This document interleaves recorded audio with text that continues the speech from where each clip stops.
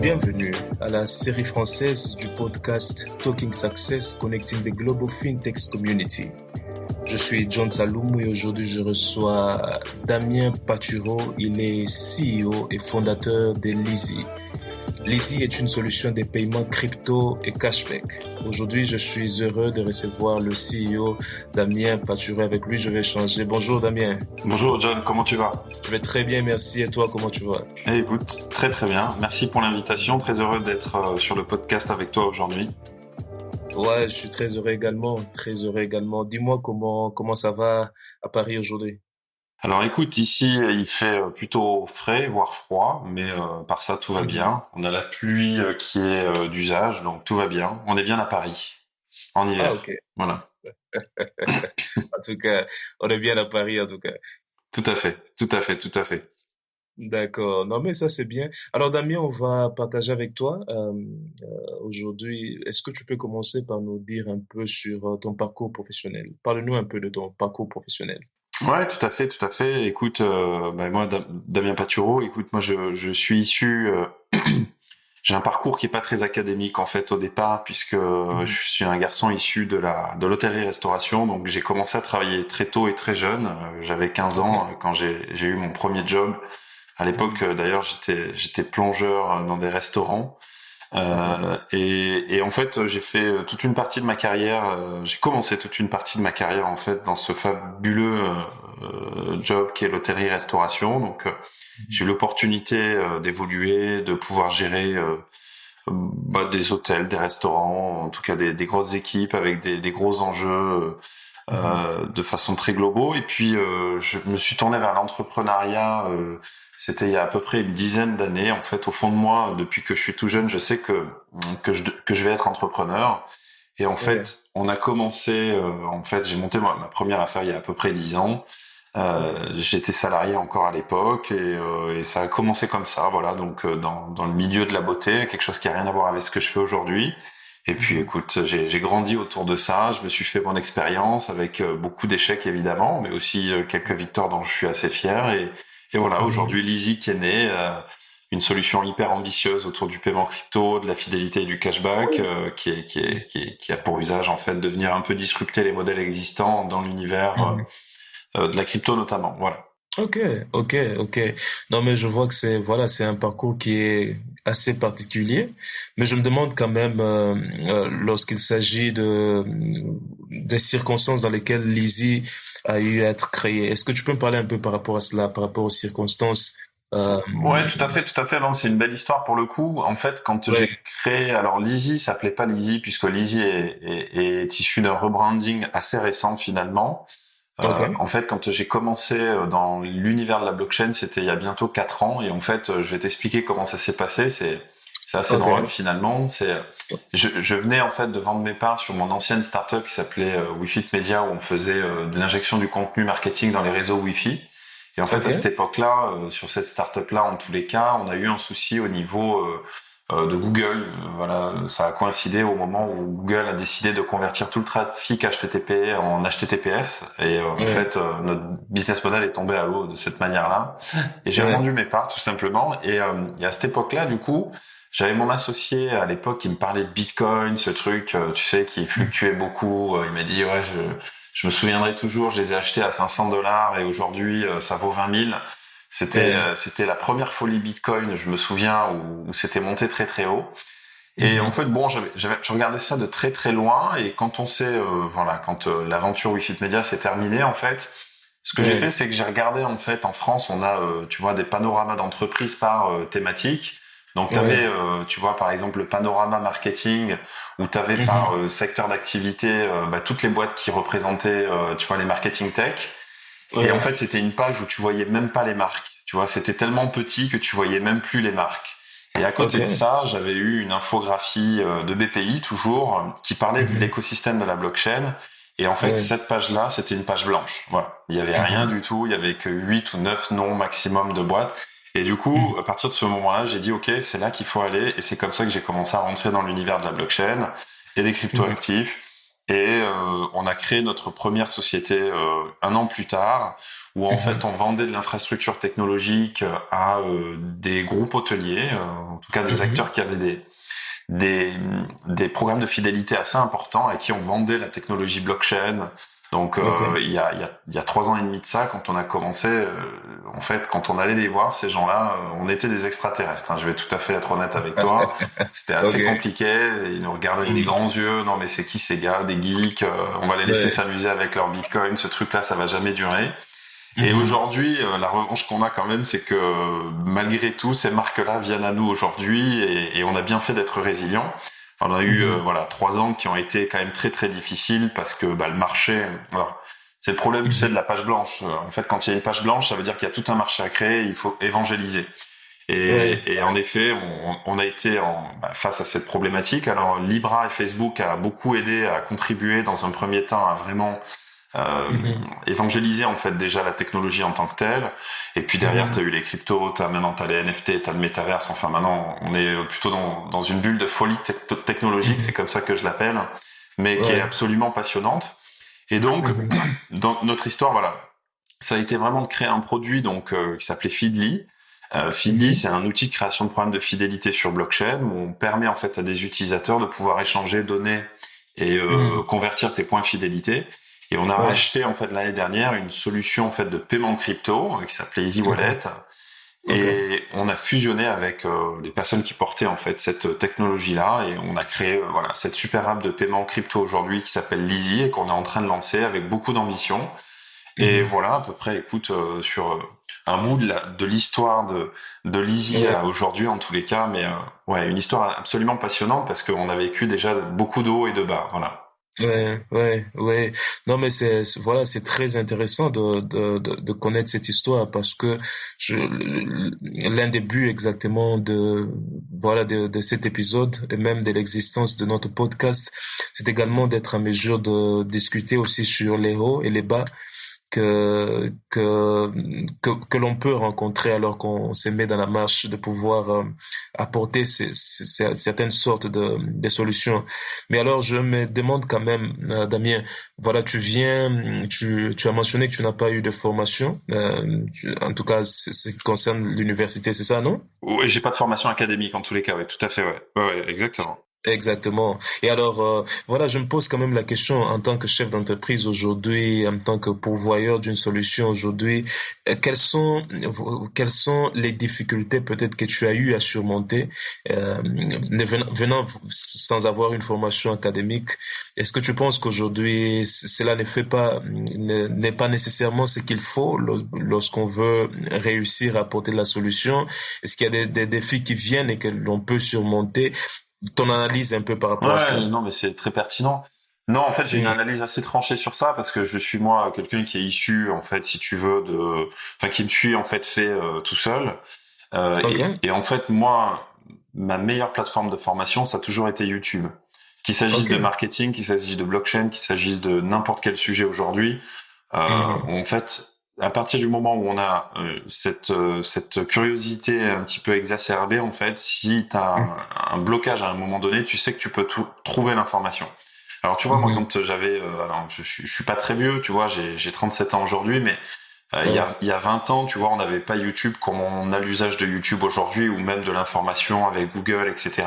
On va quand même se ouais, dire les ouais, choses, c'est que ouais, aujourd'hui, l'accessibilité de l'information, elle est quand même partout, elle est beaucoup plus simple et beaucoup plus perceptible et facile. Alors qu'il y ouais. a ne serait-ce que 20 ans, nos parents nous ont conditionnés pour être dans des modèles académiques où il fallait aller faire une belle université avec une belle école parce que tu vas apprendre beaucoup de choses, etc. Aujourd'hui, c'est Mhm. toujours le cas. Je suis pas contre ces formations académiques. Le seul Ouais, problème que je leur trouve, c'est juste qu'elles t'apprennent pas ce qu'est la vie réelle aujourd'hui. Alors, elles vont te former à ouais. être quelqu'un d'ambitieux, elles vont te permettre de Mhm. gagner du temps, elles vont te structurer, et ça, c'est très très bien. Mais par Ouais, contre, la vraie richesse pour moi, elle est dans l'expérimentation continue. Et l'expérimentation, elle se fait par l'envie d'aller plus loin, de créer, d'innover, de toujours être ouais. dans une phase en fait, de développement de soi permanent, tout simplement. Mhm. Voilà. Et Mhm. donc, Mhm. cette partie formation, aujourd'hui, tu vois, j'ai envie de te dire, aujourd'hui, tout le monde peut faire à peu près tout ce qu'il veut parce que l'information est disponible. Voilà, tout Ouais, simplement. ouais, ouais. Ouais, non, je comprends parfaitement. Et puis, la vraie richesse est dans l'expérimentation, comme tu l'as dit. Je pense que c'est même derrière cela que tu as pu aller même en apprendre plus sur tout ce qui va avec le blockchain, cryptocurrencies, et même par rapport au marketing également, puisque tu as même Exactement. eu oui, parce que tu as même eu à passer par, voilà, dans ton background un peu Difficile, ouais, difficile, ouais. vers le marketing. Mais si on doit s'atteler un peu par rapport à cela, est-ce que tu peux nous parler, Ouais, bien sûr. Comment je suis tombé dans le marketing? Ouais, ouais, je vais en parler en détail parce que l'histoire oui, elle est belle. Alors, elle vient en fait d'un échec cuisant, c'est que ok, quand j'ai monté ma première en fait, elle a tellement bien marché qu'elle m'a permis d'ouvrir une deuxième affaire. C'était il y a hmm, 8 ans de ça.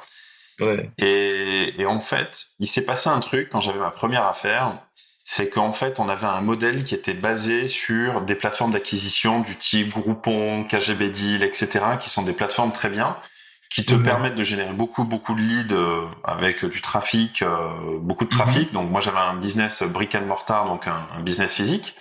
ok, Et en fait, cette plateforme-là, donc c'était Groupon, donc en fait, ça marchait très bien parce qu'on avait un modèle en fait qui était basé sur de l'acquisition sur Groupon. Et quand les ok, gens venaient en magasin, on faisait beaucoup d'upsell magasin, ce qui nous permettait en fait d'absorber le coût d'acquisition de Groupon, qui, il faut pas se mhm, voiler la face, te prend 70% du montant de la vente. C'est à peu près le ouais, deal systématique chez Groupon. Donc, spontanément, mhm, si je te dis Groupon, tu vas me dire non mais c'est pas rentable, comment tu faisais? Et donc, on ouais, avait un modèle d'upsell qui était hyper fort et c'est comme ça qu'on a généré beaucoup de chiffre d'affaires et beaucoup de rentabilité. Sauf que du jour au mhm, lendemain, en fait, il nous est arrivé un truc, c'est que Groupon a cessé de nous commercialiser. Et en fait, on s'est oh, retrouvé du jour au lendemain, si tu veux, à passer à 100 nouveaux clients par mois, à 0 client par mois, avec aucune mhm, stratégie marketing. Moi, à l'époque, mhm, je connaissais absolument rien du tout au marketing. C'est-à-dire que, tu vois, tu me parlais de la page Facebook, je savais pas l'animer. Tu me parlais de site internet, je savais pas les faire. Tu me parlais de mhm, campagnes de pub, quelle qu'elle soit, c'était pour mhm, moi, tu vois, très abstrait. Et donc, à partir de ce moment-là, la descente aux enfers a commencé. C'est-à-dire qu'en fait, bah, écoute, je me suis beaucoup euh, je me suis retourné d'abord dans un premier temps vers bah, les agences marketing. Donc en fait, ouais, j'ai demandé à des agences de me faire des sites web, de me faire des campagnes de pub, etc. ouais, Le problème, si tu veux, c'est que je leur demandais, mais je maîtrisais pas en fait ce qu'ils faisaient. Ça veut dire qu'ils pouvaient me mhm, raconter à peu près n'importe quoi. ouais, Bah, je prenais parce que finalement j'étais dans une position où il fallait en fait être dans l'action et j'avais pas forcément le recul et ni la connaissance et la mhm, compétence pour comprendre ce qu'ils faisaient. Et ouais, sauf que en fait, bah, ces choix-là m'ont amené en fait à déliter ma trésorerie et de fil en aiguille, en fait, j'ai perdu beaucoup d'argent et on a fini ok, par faire faillite et perdre carrément ce magasin-là. On a dû du coup mhm, revendre notre maison. À cette époque-là, heureusement, on avait acheté notre maison et on avait été prévoyant. Et en ok, fait, on a vendu voilà notre maison pour pouvoir en fait bah, payer les dettes liées à mhm, ce magasin-là. ouais, Et quand je me souviens encore quand on a terminé cette histoire-là, je me suis promis une chose, c'était que plus jamais en fait mon acquisition marketing devait dépendre d'une société externe, tu vois, qu'elle soit ok, X ou Y ou une personne, et qu'il fallait que je maîtrise ce levier qui était fondamental si tu veux être successful dans le business. Et donc du mhm, coup, c'est à partir de là que j'ai commencé, voilà, à me former vraiment au métier du marketing, que je me suis ok, beaucoup documenté, que j'ai acheté des formations en ligne, tu vois, j'ai été sur Udemy, j'ai mhm, été sur YouTube. À chaque fois, en mhm, fait, j'ai expérimenté, tu vois, je me souviens encore mes premières campagnes de publicité Facebook, ouais, pour te dire. mhm, Euh, Facebook, il y a une courbe d'apprentissage qui est assez longue, notamment sur la partie publicitaire. Et je me ok, souviens, mais regarder des heures et des heures de formation, expérimenter, mettre des budgets, essayer des adsets différents, avec des mhm, publicités différentes, etc. Donc j'ai beaucoup expérimenté, mais du coup j'ai beaucoup appris. Et mhm, aujourd'hui, et ça fait quelques temps déjà, hein, si tu veux, voilà, j'ai mhm, acquis cette autonomie en fait en termes de marketing. Ça veut pas dire mhm, qu'en fait on sous-traite pas en fait une partie enfin du marketing, hein, mais assez globalement. Aujourd'hui, si j'ai une agence en face de moi ou un consultant ou tu vois quelqu'un qui est dans l'écosystème marketing et qui veut me vendre un service, je vais être en mesure en mhm, fait de lui dire exactement ce que je veux et surtout je vais pouvoir contrôler exactement du coup si tu veux mhm, la qualité de son travail derrière. Donc ça, mhm, c'est hyper important. Mon parcours, si tu veux, et de ce que j'en ai appris, c'est que globalement, tu peux déléguer cette partie marketing à une agence ou à un prestataire, mhm, etc. Mais par contre, tu dois ouais, comprendre en fait ce que tu fais et tu dois comprendre ce qu'il fait. Parce que si ça marche pas, faut pas oublier qu'à la fin, c'est toi qui payes la note, quoi. Tu vois, donc ça c'est fondamental. Et ça, c'était voilà une des grosses erreurs, premières erreurs que j'ai fait en tant que chef d'entreprise et qui m'a coûté, écoute, que j'ai payé quand même assez cher, mais c'est comme ça. Et ça m'a permis quand même de gagner. C'est ce que j'ai l'habitude de dire. Tu vois, tu me parlais de la formation au départ, tu sais, académique, Ouais, etc. ouais, Et ouais. tu vois, ce que je dis, moi, c'est que j'ai eu en fait ma faillite, ça m'a permis en fait, j'ai payé mon école de commerce, quoi, si tu veux, parce que j'ai tellement appris dans Ouais, cette période-là, si tu veux, ouais, que ouais. globalement, tu vois, voilà, j'avoue que ça a été très très formateur en tant qu'homme, en tant que chef d'entreprise, et même en tant qu'humain dans ma relation avec ma femme, tu vois, ça m'a prouvé Ouais, que c'était la bonne en fait, voilà, tu vois, donc. ouais. Il en est sorti Mhm, plein de choses hyper positives, malgré cet échec mhm. qui a été une période très difficile, évidemment. Voilà. Oui, oui, exactement, exactement. Je comprends et je vois parfaitement cela. Mais lorsqu'on est en train de parler des leviers d'acquisition, en parlant des leviers d'acquisition, est-ce que tu peux nous en parler un peu plus, par rapport aux leviers d'acquisition dans le marketing?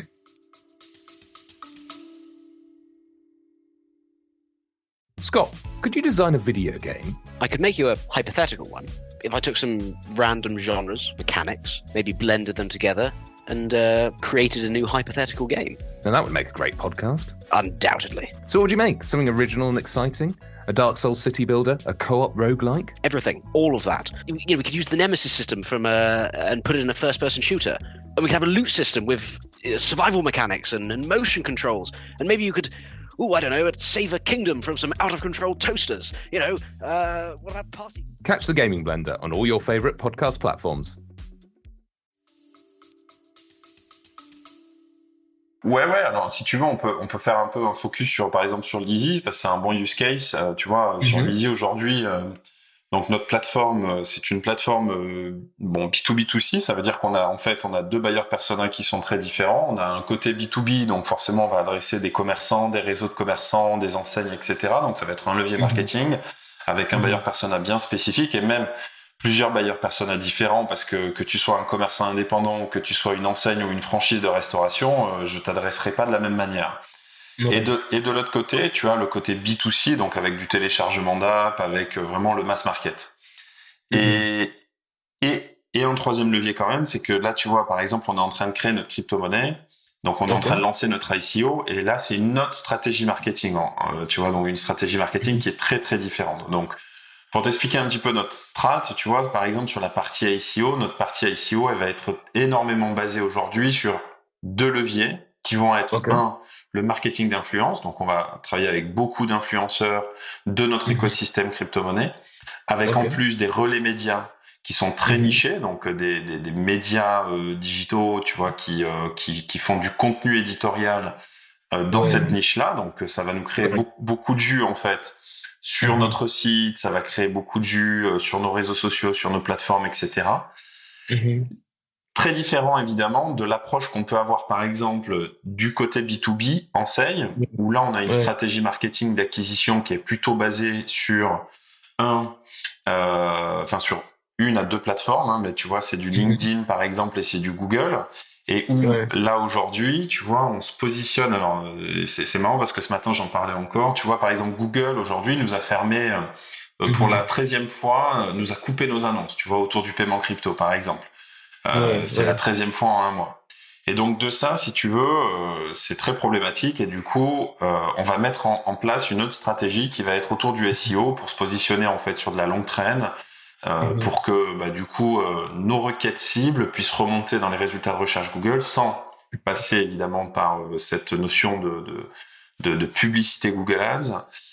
Mais Mhm. en tous les cas, voilà, on a ces deux leviers qu'on active avec évidemment beaucoup de contenu et de stratégies éditoriales qu'on met en fait avec Mhm. de l'advocacy du coup avec nos salariés notamment qui vont Mhm. pusher en fait nos menus sur LinkedIn, nos contenus pardon sur LinkedIn tout simplement Mhm. et sur lequel voilà derrière on va aller faire du retargeting systématique, etc., etc. Et le troisième Mhm. levier, c'est le B2C. Lui, le B2C, il est très différent. Il est plutôt sur des plateformes sociales qu'on connaît, du type Facebook, Insta, etc., Snapchat, Ouais. etc. Donc là, c'est plutôt faire du contenu très aguicheur, d'accord, Mhm.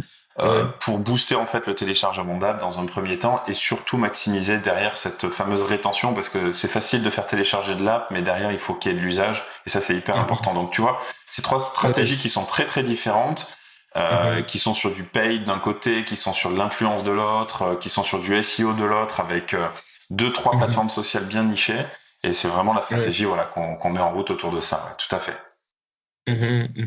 Non, je comprends et je vois parfaitement. Mais dis-moi un peu lorsqu'on parle, surtout lorsqu'on est en train de parler des leviers d'acquisition, sachant qu'aujourd'hui il y a plusieurs personnes qui nous suivent et en ce moment-ci, il y a même 70% de notre audience qui est composée des chefs d'entreprise. Donc, et tu es certain qu'il y a un chef d'entreprise qui est dans l'industrie fintech qui t'écoute et qui te suit en ce moment. Est-ce que tu penses que maîtriser tout ce qui a trait au levier d'acquisition, surtout dans le domaine de marketing, est important pour un chef d'entreprise dans l'industrie fintech? Et si oui, pourquoi? Alors, moi, du coup, tu vois, je pense qu'il y a... moi, si tu veux, je suis assez traumatisé par mon histoire personnelle, en fait, si tu veux. Donc, à partir du moment où toi, tu as fait une faillite et que, en fait, tu as fait une faillite parce qu'en fait, tu maîtrisais pas ton marketing, moi, j'aurais plutôt tendance à te dire qu'en fait, le marketing, c'est la clé de voûte, en fait, de ton business, si tu veux, tu vois. Et que si t'as pas un marketing que tu maîtrises, demain, bah, t'es à la merci de à peu près tout le monde. Maintenant, pour quelqu'un qui a pas un profil forcément marketing, la meilleure chose que je lui dirais, c'est que aujourd'hui, le marketing est quand même fondamental sur bien des aspects, aussi bien qu'on parle d'image de marque, d'acquisition ou de rétention, et qu'il y a quand même quelque chose qui doit prendre en compte, c'est vraiment de comprendre en fait les différents leviers d'acquisition. Et ça, c'est vraiment fondamental parce que si tu comprends pas les leviers d'acquisition qui vont te permettre d'aller faire de la conquête auprès de tes buyers persona, c'est compliqué derrière de déployer une vraie stratégie marketing qui a du sens pour son entreprise, si tu veux. Donc, moi, je pense que ce qui est important, c'est de comprendre. Mais une fois que tu as compris, après, tu peux sous-traiter. Tant que tu n'as pas compris, il faut que tu te documentes, que tu te formes jusqu'à comprendre comment tu vas y arriver, en fait. Et ça, c'est hyper important parce que si tu maîtrises pas ces fameux leviers-là, à un moment donné, tu les mettras de côté, quelqu'un les fera pour toi. Et c'est à partir de là où tu commences à perdre la main sur un petit peu ce qui est important en termes de market, quoi, tout simplement. Voilà. Non, je vois, je comprends. Je vois que c'est important de pouvoir comprendre ces choses, surtout lorsqu'on est chef d'entreprise. Mais alors, Lizzie, par exemple, vous proposez une solution de paiement crypto et cashback. Alors, voilà, si on doit parler un tout petit peu de tout ce qui a trait à la crypto-monnaie, cryptocurrency, blockchain, tu agréerais avec moi que l'un des problèmes qu'il y a, surtout lorsqu'il s'agit des paiements, tout ce qui a trait à ce qui se passe en ligne, et ce qui se passe par crypto-monnaie, c'est également la sécurité. Et alors, moi, je me demande comment est-ce que, surtout vous, comment penses-tu que l'on peut joindre notre service de paiement, surtout dans l'industrie fintech, et se rassurer qu'on fait le blockchain, qu'on fait la crypto-monnaie, mais tout en assurant la sécurité et même la scalabilité de la solution que nous sommes en train de pouvoir. Ok, non, je comprends. Du coup, c'est très pertinent du coup ce que tu dis. En fait, il y a pour moi, il y a plusieurs choses. Ok, nous qui sommes basés en France, par exemple, donc si on reste dans notre écosystème crypto en France, nous, en fait, on est régulé ici en France. Donc, tout le monde ne peut pas faire de la crypto désormais en France. Pourquoi? Parce qu'en fait, pour pouvoir faire de la crypto en France et être ce qu'on appelle custody, c'est-à-dire de pouvoir porter en fait de la crypto pour des clients le cas échéant, tu es obligé d'être agréé par l'autorité des marchés financiers, l'AMF, et la CPR, qui est l'autorité de contrôle prudentiel donc des marchés. Donc, qui te permet tout simplement donc de garantir que la solution qui va être utilisée par toi demain, ou moi, ou mon cousin, ou ma cousine, ou mon meilleur ami, est régulé en fait, si tu veux. Donc ça veut pas dire que ce sera pas un scam, c'est pas ça que ça vend. Ça te dit simplement que cet acteur-là est aujourd'hui régulé et qu'on l'a validé. D'accord?